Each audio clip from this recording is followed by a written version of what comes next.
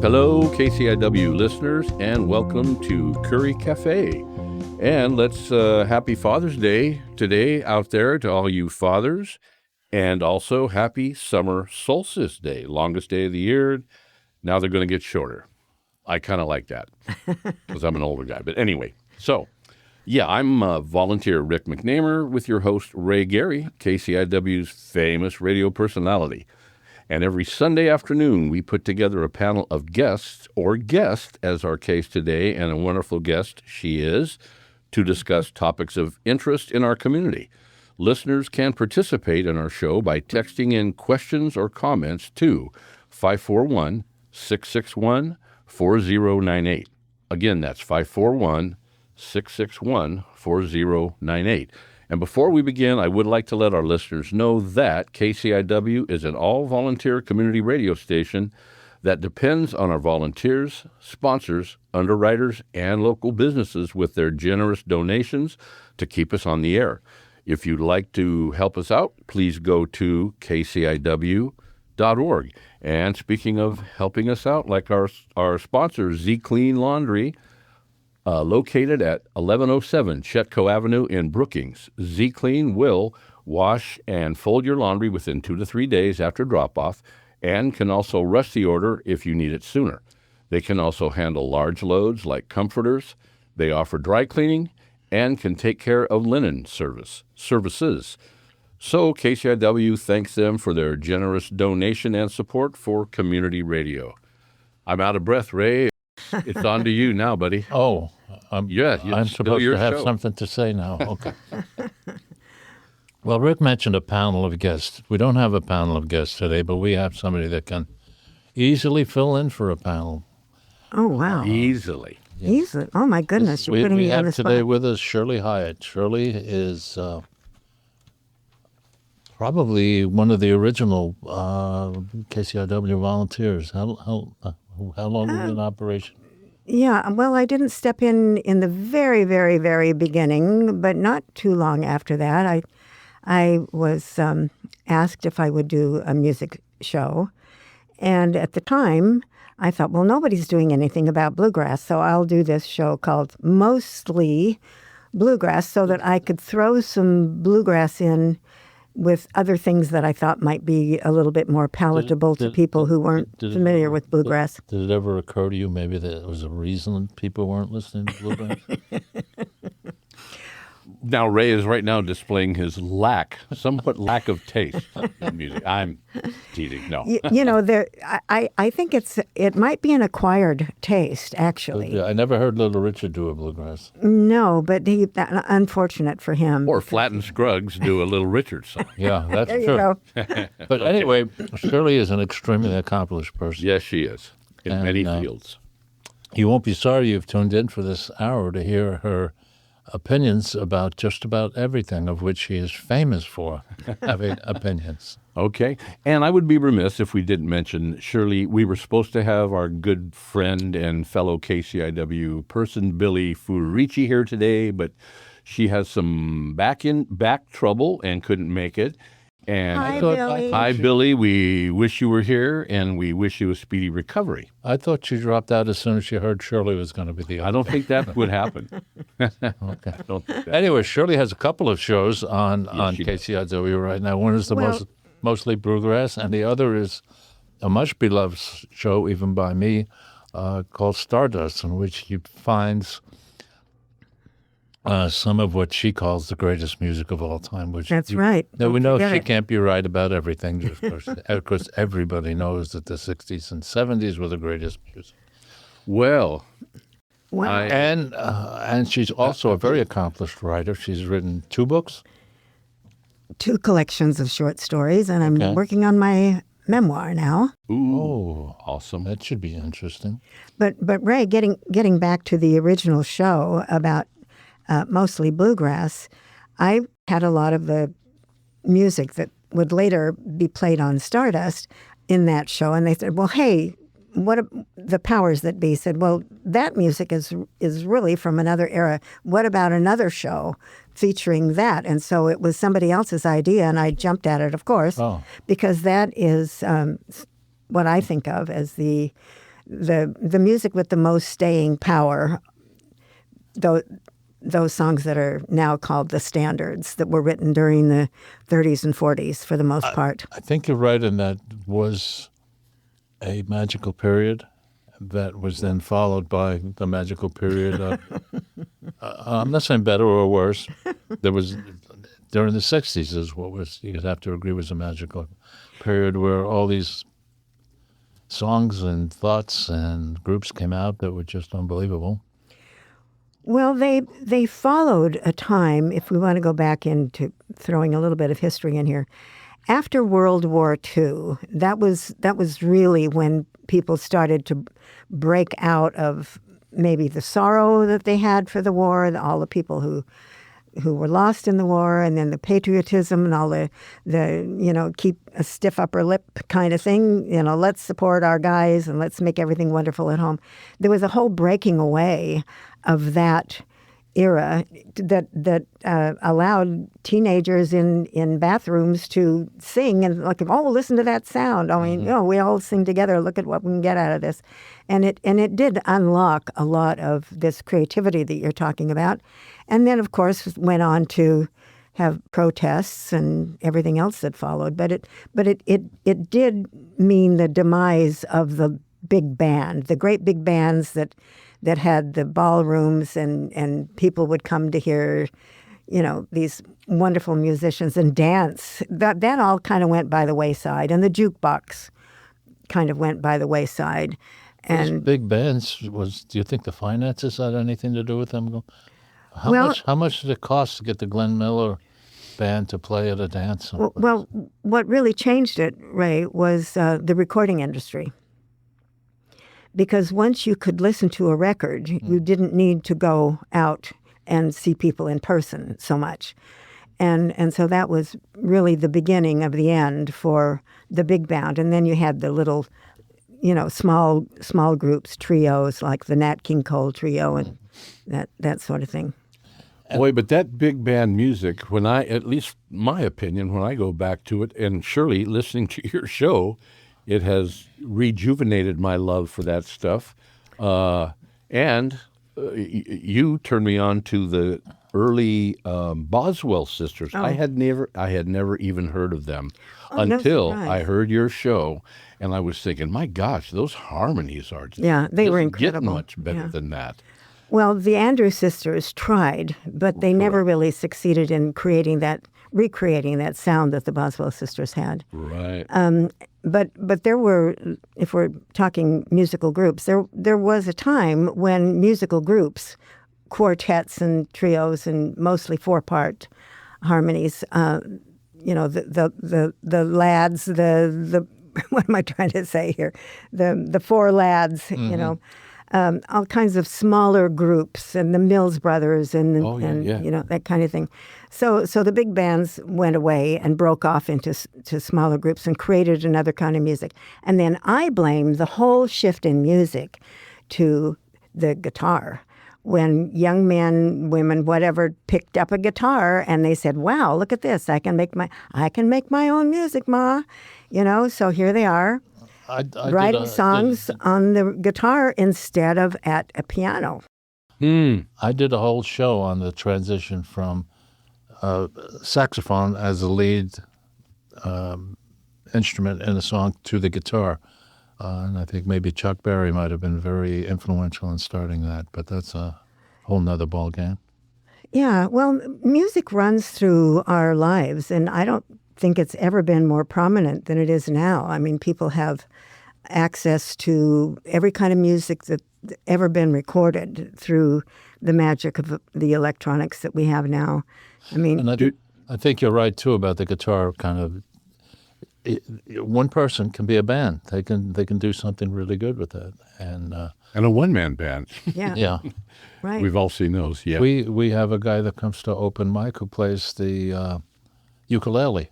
Oh, it's a 6-string ukulele. John Con. John. Yeah, he's great. He just does every week. He does something he hasn't done before, and he can make that. He does a song that was done by Chicago. Oh, And Chicago, for those of you who don't know, is what? It's all brass, basically. All brass, pretty Yeah. much. And he does all the music for that with a ukulele. It's just amazing. well, but it's the song. It's the lyric and the melody that he's carrying. Yeah, And- but But the overall sound is what you're saying. Yes, He manages yeah, to retain the basic feeling of the song, even though it's only being played on the ukulele. Yeah, he's got a real skill and a talent for that. he has another very lucrative profession. He writes poetry. Oh, that So is so lucrative. between writing poetry and playing the ukulele, I don't imagine he'll ever see a hungry day. Just me. Oh, Shirley, I have to go back to, so give me a Sure. little more info about, now you say you feel the guitar has kind of ruined certain music? oh no, I didn't say it ruined it. It changed it. I'm It sorry, changed. changed. And That was the it wrong opened it path. up. It opened it up to the ordinary person who said, hey, I can strum a few chords here, Yep, and I've and got that's- something to say, and I can put those And chords. that's exactly my story from looking when the Beatles showed up and went out and got my Sears Silvertone guitar and play 3 chords, and I thought I was on my way.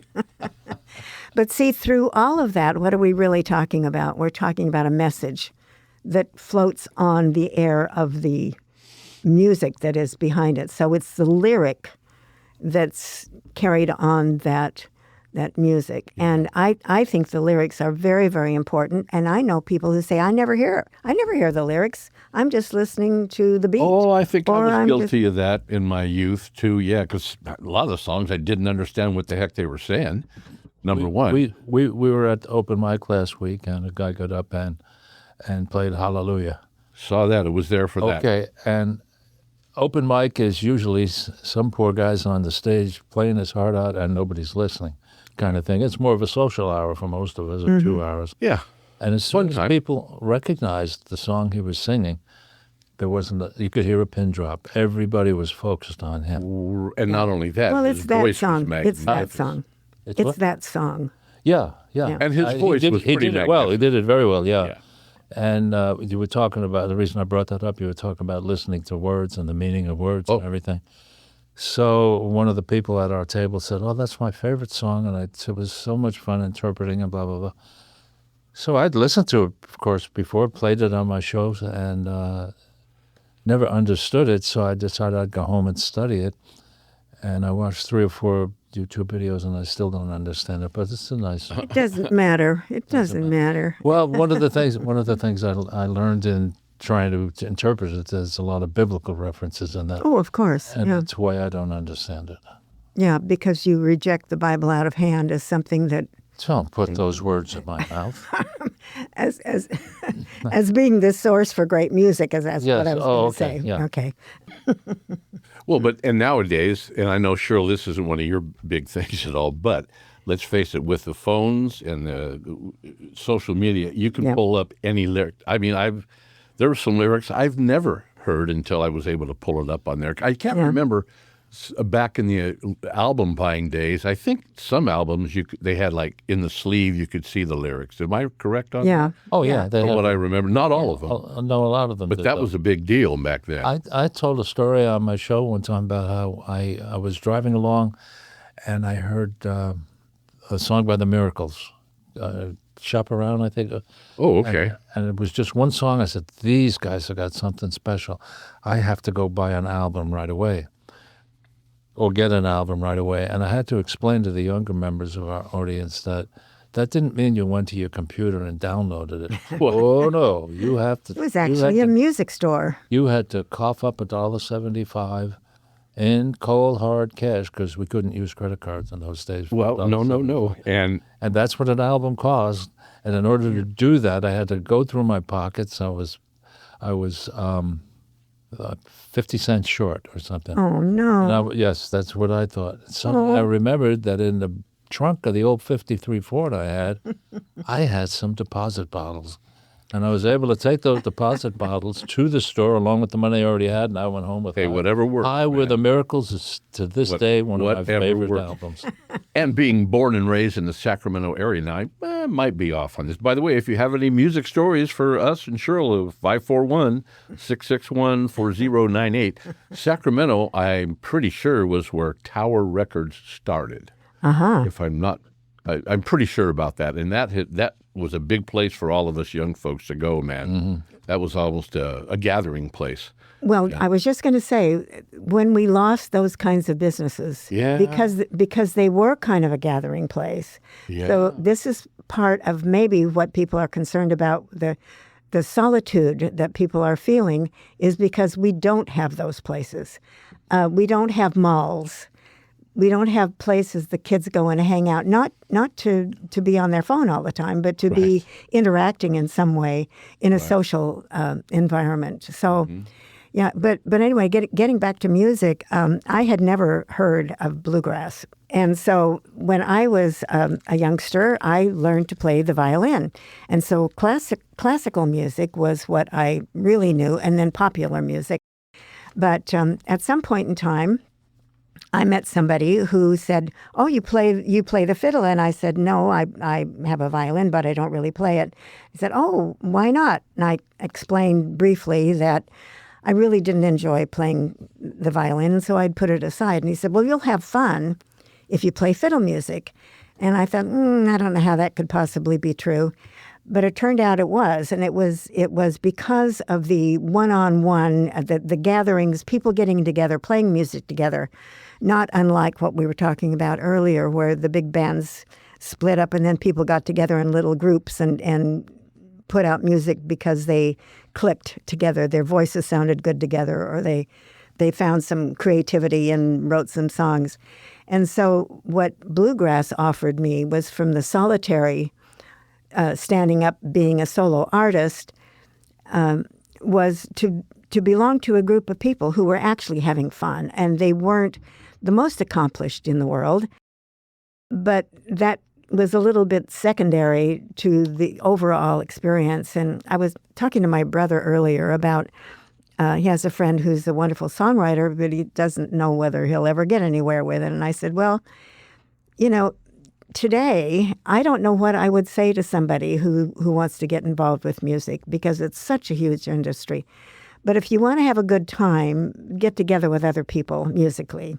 I have a wonderful music partner now, and we have so much fun playing. And it's fun watching you guys. Yeah, believe we me, I've bounce seen off you each many other. times. Our energy is there. We're having a good time. And it is about, music is joyful for the most part. Should be. And it also can be, an expression of sorrow and all of that. But anyway, so getting involved with playing bluegrass then eventually led me back to what we were earlier talking about, the standards, where that music that I grew up with in the 30s, 40s, 50s, all of that stuff that was still floating around somewhere, that's in my head. So I can play most of that music simply because I've heard it before.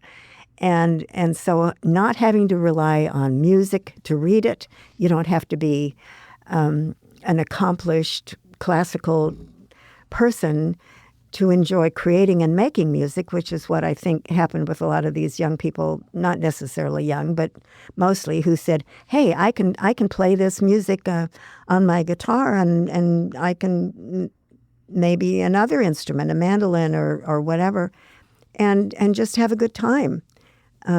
Playing and singing for myself and my friends, and that's how that gets started. If you talk to many people, maybe most people who learn to play the guitar, at least men anyway, they did it to get girls. There you go. That was in the upper percentage, probably, of when I first. What can we say? I can't think of the guy that was from Key West. Oh, Jimmy Buffett? Yes. Buffett, yeah. He in his biography, he said that's the reason he picked up his. And a lot of people have said the same thing. Yeah.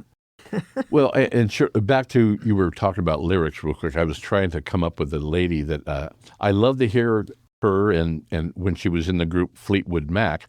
But Stevie Nicks, I cannot understand half of what she sings about, but now with the phone, I can pick up what she was talking about in her lyrics. You can have the lyrics, yeah. Yeah. I mean, beautiful music, in my opinion, but there were so many times, what is she saying, man? She's... Yeah. Well, I don't know. Some people say that the lyric is the most important thing, and I do believe No, right. that it Right. that it is the message. The story And of then how she... Oh, I'm sorry. No, that's okay. The story of how she got into Fleetwood Mac is kind of interesting. Her boyfriend, who was the guitar player? Yeah, well, Mick, was it Mick Fleetwood? No, Mick Fleetwood was the drummer. Okay, McVie, and I'm not coming up with... Anyway... Help out there, texters. We got a text, but go ahead. He had this... he was a great guitar player, and Mick Fleetwood, who I guess was the leader of the band, wanted him to get involved with Fleetwood Mac, and he says, well, I'll come over. He says, but you got to take my girlfriend, too. Ah. Oh. Probably made... made all the difference. Made the band. I mean, she's the lead on a lot of their songs. And so, okay, well, and real quick, we do have better read these texts. We love to get the text, so thank you, Texter. And Texter says, I've always enjoyed Curry Café when Shirley and Billy are the guests. I would like to wish Billy a speedy recovery. Last time I texted in saying how much I love the ladies, Ray said, "What about me?" I did not. I think that's on tape.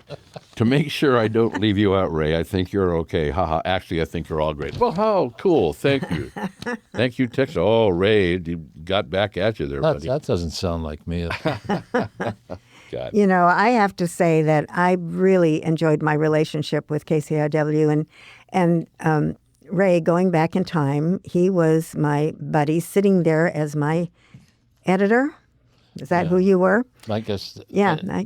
Yeah. And so he and I got better acquainted while I was spinning the record, so to speak, playing my CDs and doing my recording, and while the music was being recorded and played over the air, eventually he and I would get into conversations. So we got to really understanding each other, and I'm so glad we did, because it's been a great addition in my life. Oh, that's very nice. Yes. But I think then comes Rick. Well, I may disappoint you a little bit, because go ahead, break my heart. You spent a great deal of time trying to explain to me what a key was, and I still ain't got no idea what it. These are songs that she's picked out, right? These are not songs that I picked out. And while they're playing, she's cringing and making faces and going, "What the hell's wrong?" She's just, it's out of key. His key is what they were out. Well, they're singing off key. Off key. Yeah, off key. That's singing just below the pitch, not quite on key. Yeah, that's really a violinist's ear, or anybody who's got that. I won't say I've got perfect pitch. Maybe I do, but close to it, if not. But it does bother me if people don't sing right on key. So did groups like the Coasters sing right on key? Well, I can't off the top of my head think of something. You probably don't know a lot of Coasters. But some of those groups from the 50s, they did sing just off key often, but it wasn't important to that particular style of music that they were doing at the time. Yeah, the Coasters were more of a theatrical group than it really. I mean, they're a singing group, but they had did little vaudeville routines almost when they did stage shows. Yeah. And Shirley, don't you think, is that kind of is it the right word, intuitive? I mean, I don't think, can you really teach and train people to sing right, perfect pitch? But I think some people have it, some people don't.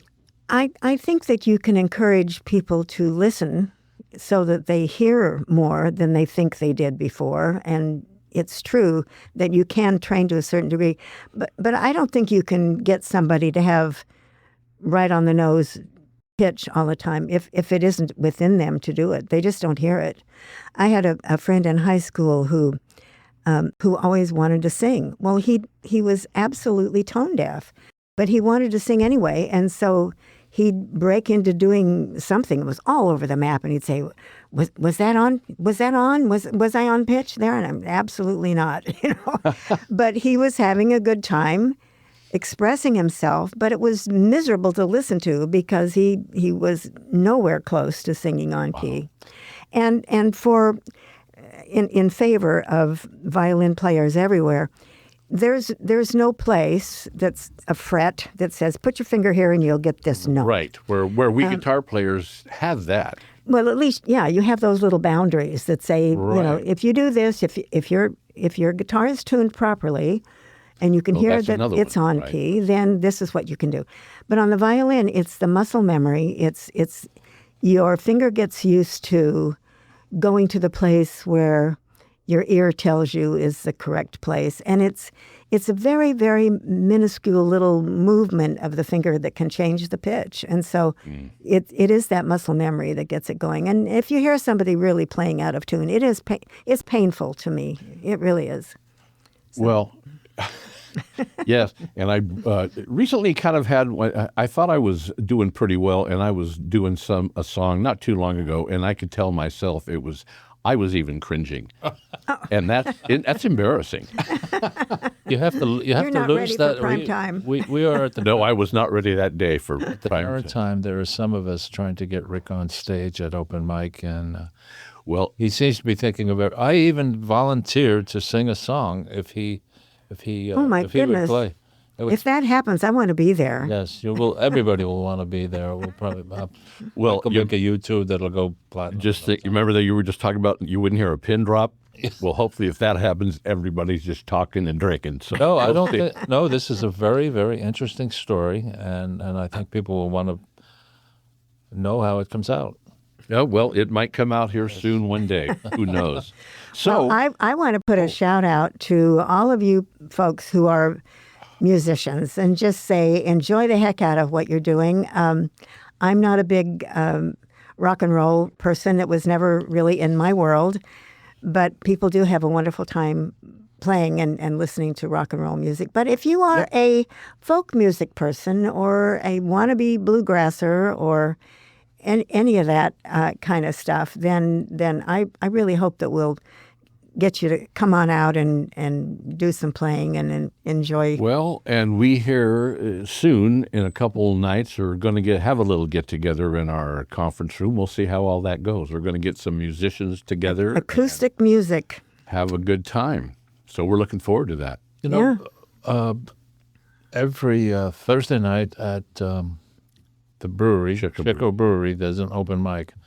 And it always amazes me how these people, some of them come up every weekend, some of them are only there once or twice, and they come drive fair distance just to get up on stage and play for free. Not even tips, not anything. No. Not even a free beer. No, Well, no. who knows? They might slip they- at one. I know the guy that gets free beers, but Okay.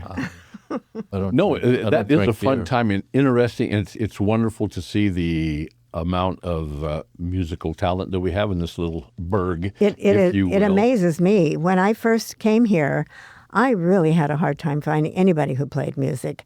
And I had a brief stint of working in the music store at that time, and I was teaching fiddle and working part-time. And this fellow came in to buy a reed for his daughter's clarinet, and along the way he said, did I play the fiddle? And I said, yes. And he said, well, I play the mandolin.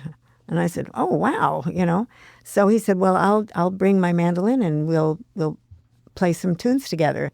So that started me on the road to eventually having a performing group. And then we got a guitar player. John came in to play guitar with us. And down the road, different incarnations, but for several years, we actively played around town. We actually played 2 concerts in the park and just had a great time playing some bluegrass and some other styles of music. But, when I first came here, there were just a handful of us that were musicians. We were beating the bushes to find other people. And now, wow, look at it. I mean, there's just, I feel like everybody who moves to Brookings is an artist and or a musician. I am amazed at what I see around town. Really. And there you go. There you go. Now we're over halfway. Oh, just about halfway. Just wanted to let everybody know that you're listening to KCIW-LP 100.7 here in Brookings, Oregon. We are an all-volunteer community radio station, and if you'd like to be a part of KCIW or support us, please go to kciw.org, like Curry Café sponsor, Z Clean Laundry. Now, you go. Oh my, okay, another text, but let me, I want to ask you real quick too, Shirley. I think this is an old, people have been asked this before. There is no difference, I don't think, between a fiddle that's playing in a bluegrass band or I shouldn't say Stradivarius, or a classical violin. There's no difference. Is that right? Different? Well, the basic difference is in the way that it's played. But yes, there is a big difference between a really fine instrument and one that is not so exquisitely put together, shall we say, that where the tone is not as important. If that sounds like double talk, I'm sure it does. Even I understood it. Did you? Oh my goodness, well then, I'm so glad. If Ray gets it, everybody should pretty well get it. That's right. But you can plug in, so to speak, a violin and get a certain kind of sound, which I reject because I'm kind of a purist. But it depends. Like anything, it depends on how it's done, and there's a lot more forgiveness, shall we say, in a style of playing, say country. But bluegrass kind of gets a bad name for it. What is contemporarily the bluegrass scene is pretty good. I mean, really good. I think really it's fine musicians. It's one of my favorites. Fantastic musicianship. Yes. It isn't the cornball kind of hee-haw stuff that a lot of people oh God, about. that was, my parents, that was on all the time. It was rough to watch. However, Roy Clark was one heck of a musician. Well, right. He played multiple instruments: guitar, banjo, fiddle, and maybe even mandolin. I don't know, but yeah. But I think a lot of it too is sort of the down-home cornball. Oh yeah. Vocalization of how the music is presented. Like, we used to laugh and call it, oh, here's another Dead Darlin' song, because there were so many songs like I Buried My Darlin' in the Garden and I Wonder If the Roses Are Going to Drop Their Petals There, and little songs that didn't make a whole lot of sophisticated sense. Right. But everybody seemed to live in a cabin on the hill. Those general themes that ran through that early bluegrass music have really been replaced. And as time goes by, and you and I were talking earlier about Gillian Welch singing Red Clay Hay. Red Clay Hay, yeah. And see, people like that come along who are very gifted, in my opinion, and they present something in a different way, and then suddenly people get interested in that. I think, Oh Brother, Where Art Thou, that movie. Gosh, I haven't seen that, and I have. My cousin says, Rick, you haven't lived until you watch that movie. Oh, you and haven't I've got to seen do that? Okay. Yeah, never seen it. I haven't seen it. Oh, no. Well, you will see it. Yes, I will. You will see it, but it's things like that bring some humor and some storytelling into it that woke people up a little bit to some of that music, and of course that soundtrack that came from all the bluegrass pickers. Yeah. Yeah, they had no intent of promoting that soundtrack either, except it went wild. It took off. So, if they hadn't had George Clooney in that role, it makes me wonder how really that would have come to life, because he was such a popular, still is a popular person. So the guy that he's not really, George Clooney is not singing, obviously, or maybe not obviously, but the guitar player for Alison Krauss's band, can't think of his name right now. Talent. He's the one that was Union the voice Station, for that. Her band is great. Yeah. Great stuff. Hey, we do have a text directed at our guest, Shirley, and it says, Shirley, I was curious, were you classically trained, and what style do you currently play? Bluegrass, swing, or a combination of styles? Which we have talked about a little bit, but go ahead and expound on that. Well, what I'm currently playing is, I would loosely say, the standards. Yeah. Yeah. The kind of thing that you'd probably hear on my Stardust show. But I do really love to be able to play other things. I don't have a group to play bluegrass with. I'm hoping to get together with other people to just do all this casual get-together stuff. Red River Valley, I mean, that's not a bluegrass song. That's an Americana kind of song. But it's beautiful, and I have to jump back to your birthday celebration at your house the other day. Oh. That was magnificent. We just sat around, and no instruments. Well, there was a stand-up bass there, but nobody played it. But how many people were there, Shirley? 20? Oh, I don't. And everybody somebody would start singing. Red River Valley was one of them, I believe. Probably. And all those voices. Maybe they weren't perfect harmony, but it sounded good to me. It was damn close to perfect. I think it was, because everybody there was, I think, a singer or a musician.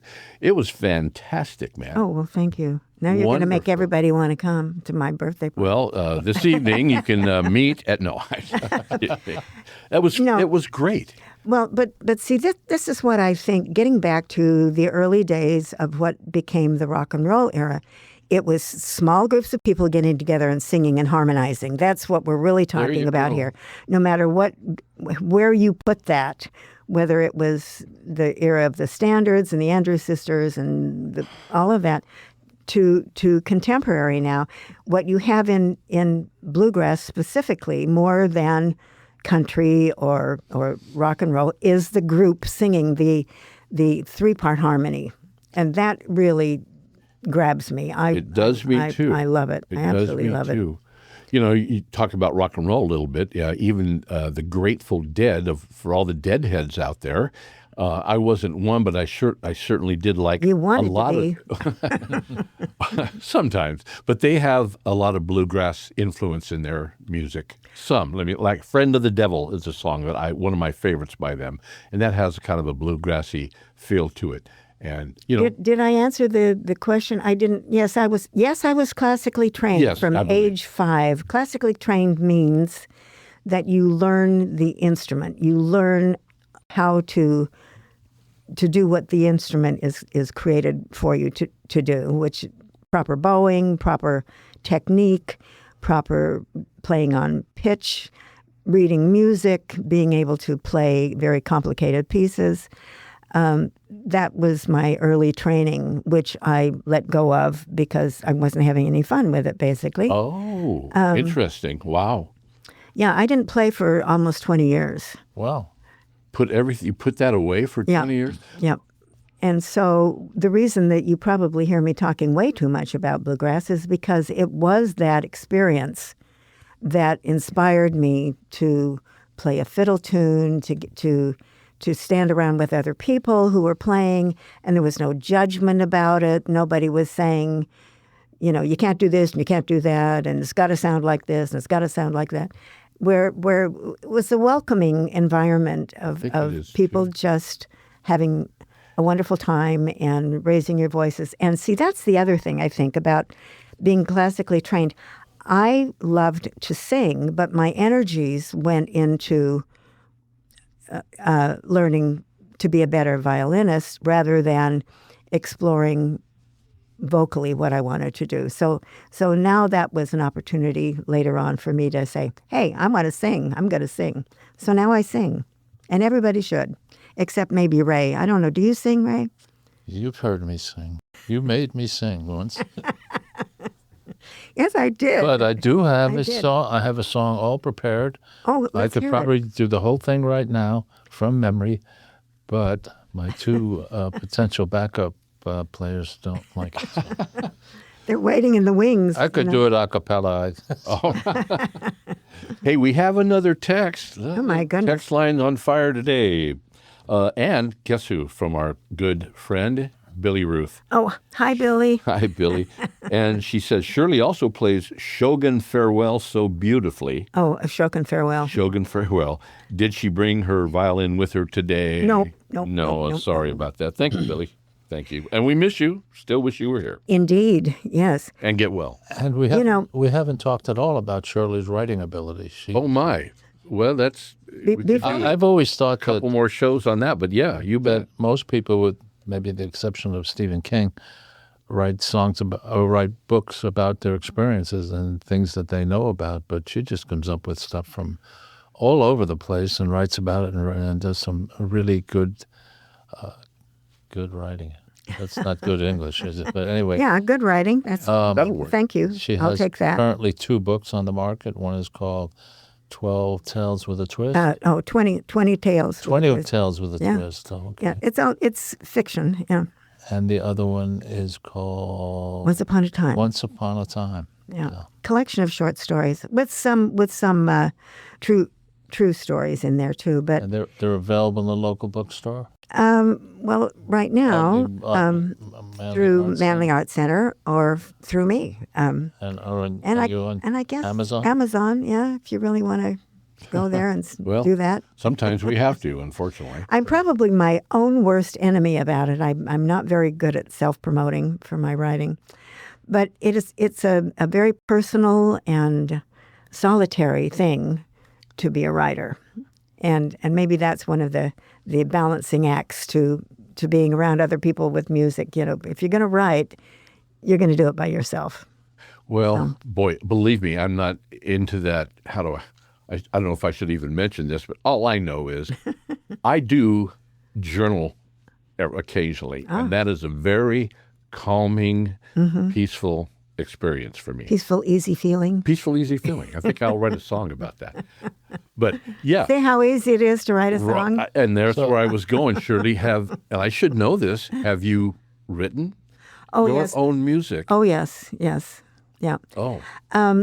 When I had my musical experience with John Boy, who's unfortunately not with us anymore, he one day he said, I think we really ought to be doing our own songs, instead of everybody else's music. Why don't we perform our own songs? Well, I didn't think of myself as a songwriter, but he had written songs for a long time. In fact, at one time, he had gone back to Nashville thinking that he would like to be part of that scene and be a songwriter, which turned out he'd pulled the plug on that and came back. But anyways, so he had already written. Now, I will say, without John there, with his guitar and his ability to put music to the ideas of the words that I came up with and the melodies that I struggled with, it was easier for me to write the lyric than to put it to music. And he helped me a great deal with that, so that what we ended up doing is I think I have 13 finished songs that we performed a lot of them, and I still do. I still perform several of them. And what kind of genre was that? Mostly bluegrass or just combination? I think it's I don't know. It's story. It's music. Storytelling. It's your music. own music. It's music. Okay. Yeah. Not that you have to, There's a lot of music today that you can't really put in a pigeonhole, I don't think. Well, and see, that's the thing about music. You can put a spin on it. I mean, Willie Nelson put out an album of standards, for heaven's sake. And so did Rod Stewart. So did Rod. Yeah, Oh, God, unfortunately, don't remind me. yeah. It was one of my wife's favorite albums. Oh, for goodness sake! Well, What made him think he could sing? He actually had on that one of my all-time favorite songs, "I Can't Get Started." that And is did when you you're- understand that the "Can't Get Started" was not the singer; it was the trumpet.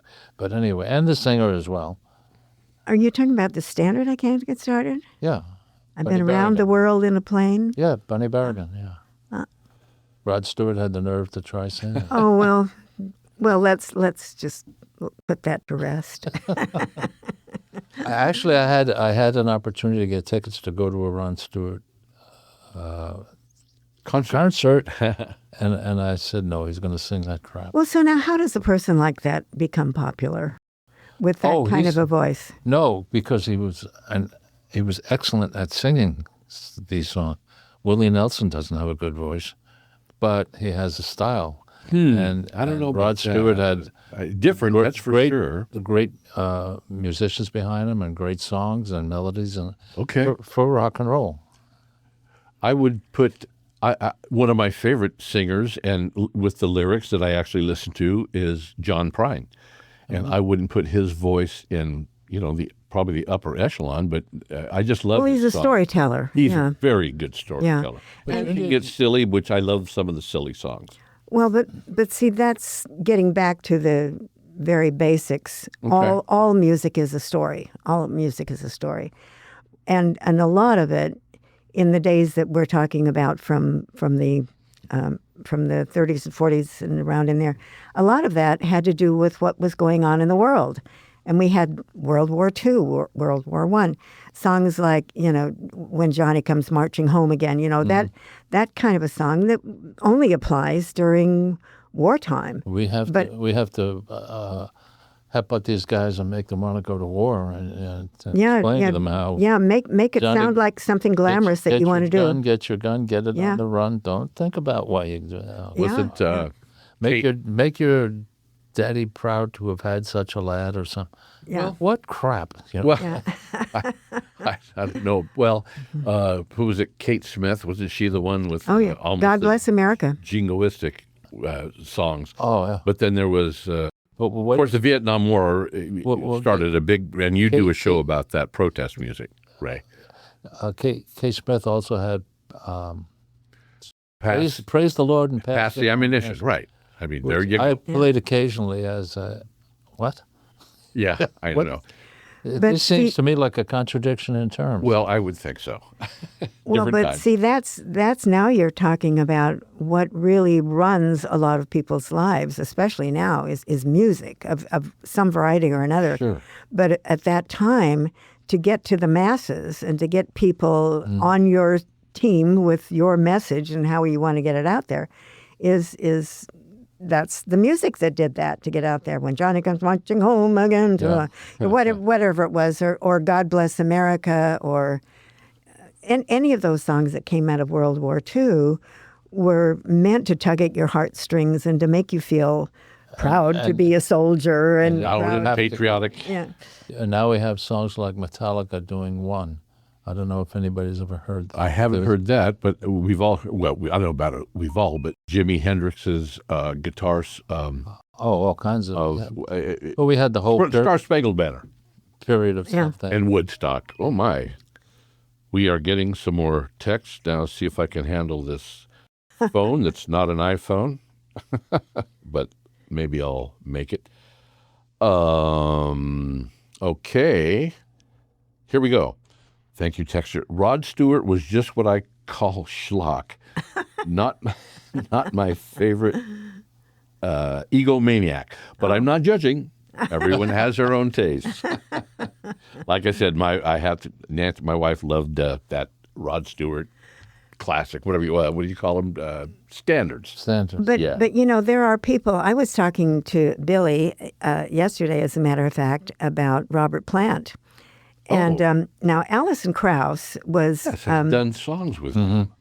Right. Now you take juxtaposition, talk about something. Yes, Here we are with this angelic, pretty much on the upper register. She sings fairly high, has a fairly high vocal range. And then get this guy who's, gravel voiced with it. To me, it's so unpleasant to listen to, but other people love it. So I haven't really heard any of that. Pardon me? I haven't heard any of that. Oh, well, the thing is, I guess it comes back in the end to saying what pleases you or what do you relate to, what grabs at you and holds you there, and you say, this is my genre, this is my world, these are my kind of people. And there's some horrible country songs. There's some horrible, and there's some wonderful songs in every genre. And some of it is just like, oh my gosh, how did that ever get on the air? Because it's so bad. But Billy's word schlock covers a lot of that ground. Yeah, but then there you go. It's a matter of taste. It's what does your ear tell you when you're listening to this? Does that make you feel good or make you feel more patriotic or rouse your spirit somehow or make you sad? If you can't cry and you want to, then you have to watch a sad movie or listen to a really sad song, and then that'll trigger your emotions so you can let it out. You mentioned Robert Plant having the gravelly voice, or Jimi Hendrix is renowned for having a not very. In fact, when he started to sing on records, he wrote his father a letter saying, "You're going to be embarrassed when you hear me singing." But he said, "But Bob Dylan is doing it." So both of those people, there's another one. Huh? they had voices for what they were doing. Yes, true. Yeah, I don't think anybody can sing a Hendrix song the way he sang it. Oh, I don't know. With the emphasis and everything. But hey, I'm sorry, but my manipulation of this not an iPhone. I think I missed part of a text. I'm going to read the rest. Oh. And I'm pretty sure this is from Billy. If I'm mistaken, I'm sorry. It says, classical training, talking about Shirley, classical training provided her the tools to create and play swing music, a genre that allows for improvisation, which I think you love, Shirley, don't you? When people can, and that's an art in itself. That was very hard for me. Oh, really? Yeah, very hard. Well, it goes on, improvisation. Learn the difference between violin playing and fiddling, what makes a good violin, and much more. Shirley is one half of the popular duo Giraffes on a Raft. They play at the Second Saturday Artwork in Brookings. No, that's old news. The Giraffes on a Raft has gone bye-bye long ago. Oh, okay. Maybe I'm reading some old part of it. Well, but it came up as an addition. No, my musical partner is Dan Hannum. Yeah. Hannum, yeah. Heck, he will say he's just a bass player, but he's a really great bass player and a great friend. And so we are called Swing Time because that is what we're playing, is mostly swing music. Okay. And Billy just texted again, I made a mistake. That wasn't from me. Sorry, Billy. Okay. The operator standing by is having little issues today. Yes. So. And we've heard from you, Billy. Don't hog up the damn. Oh, no. We wish she was here. Our operators are busy enough with it. All right. With important people that have real opinions. Now I have to ask, since you just said that, Ray, wouldn't it be fun if we really could do the music show like the call-in, so that now we're out, operators standing by. What is your music that you request for today? Remember those days? Remember that movie with... Play Misty for Me? Play Misty for Me. Oh. Yeah. And which had, by the way, the, was it Play Misty? No, what was the first time ever I saw your face? Yes. The version that's in that movie is, I think, slowed down a little bit and it is so much better. God. Oh, okay. God, that was when as a kid, when I first wanted to dream about getting into radio, that was kind of radio I would think. Have you been dreaming about being a radio personality? I'm still working on it at 70, almost 74. But we all say that Rick has the perfect radio voice. Oh. There you go. So you made it. You made it. If you ever want a question, you are at the top now, honey. Well, then that's cool. I can end it here and walk out happy. Yeah, go away. And we talked earlier too about KCIW. KCIW has meant a lot to me too. Now I'm a fairly new arrival.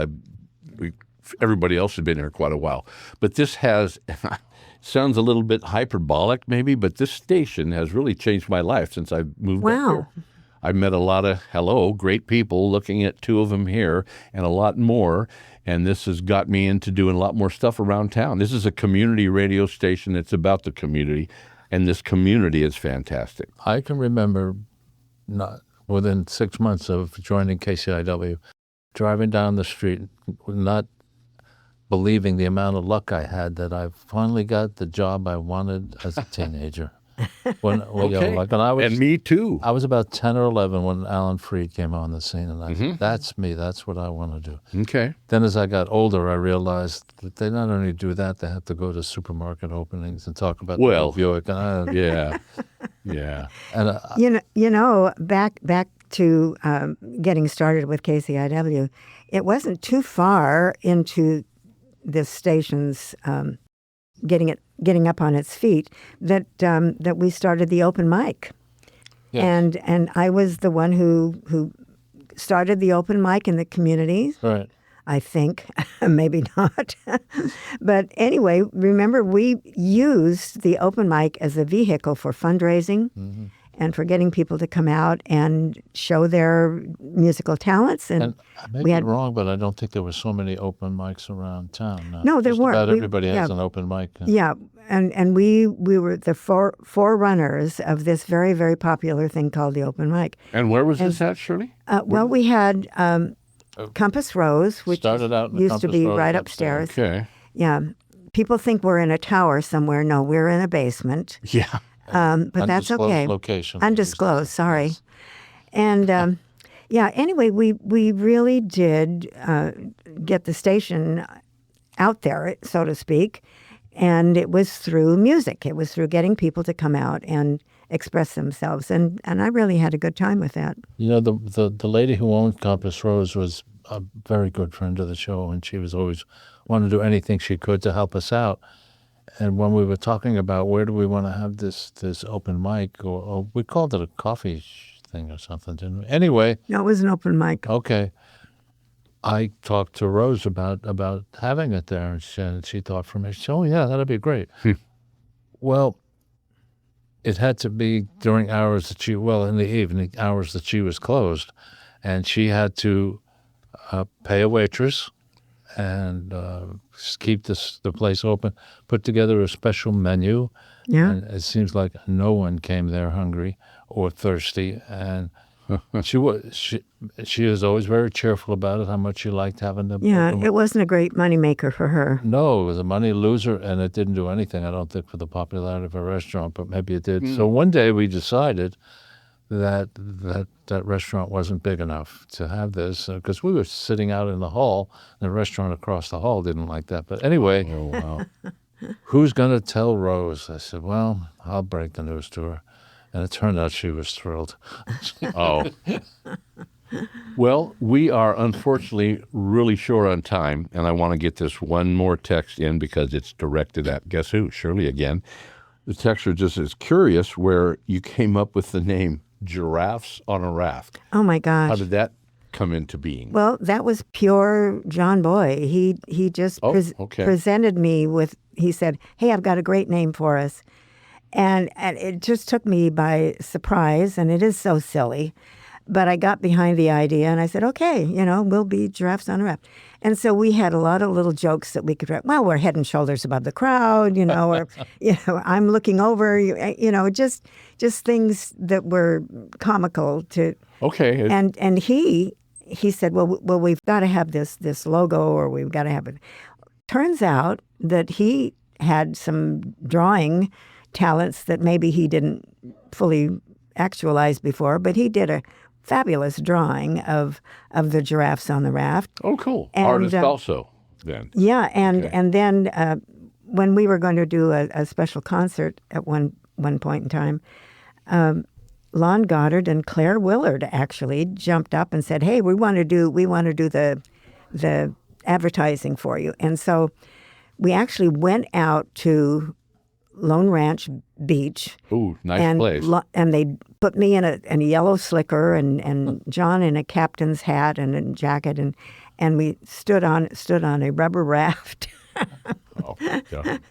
And they photoshopped it in a way that looked like, and I had my violin in my hand and my bow in the other one, and I've got my arms flying in the air with an astonished look on my face.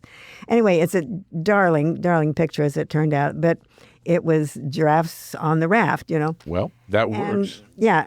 Pardon me? I think you're almost done. I just want to get this in. If you are a person who thinks you want to have the great deal of fun that we're having here today, or do anything else, either on the radio or off the radio, we have things you can do at home that will take you an hour a week, and we have lots of opportunities to come up with shows. We could use the help here at KCIW. Yes. And Shirley, gosh, thank you so much for filling. Ray, did we have any trouble filling this hour? I don't think so. Well, no, we didn't. Never. Thank you, Shirley. And you are very welcome. And thank you, Z-Clean, for being our sponsor. You're listening to KCIW LP 100.7, Brookings, Oregon. Adios till next week. Bye-bye.